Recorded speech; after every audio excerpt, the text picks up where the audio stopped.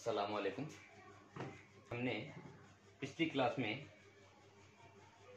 वाव मजहूल वाव मादुला आखिर में यह कहकर हमने क्लास को ख़त्म किए थे।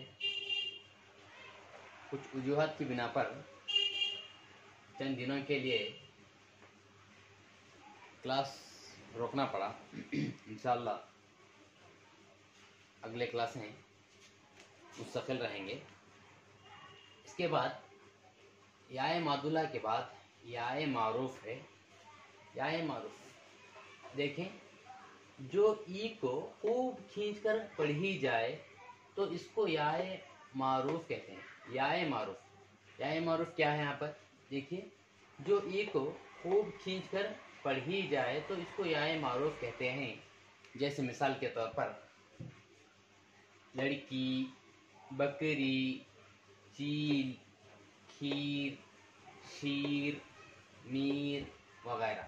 ऐसी या जिसे हम खींच कर पढ़ते हैं, ऐसी या को हम याए मारूफ कहते हैं। उसके बाद देखें याए मजहूल, जो या को हम खूब खींच कर ना पढ़ी जाए, ऐसी या जिसे हम खूब खींच कर ना पढ़ी जाए, इसको हम याए मजहूल कहते हैं।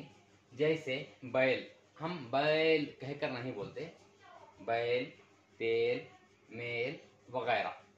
ऐसी या जिसे हम खूब खींच कर नहीं पढ़ते, ऐसी या को हम याए मजहूल कहते हैं।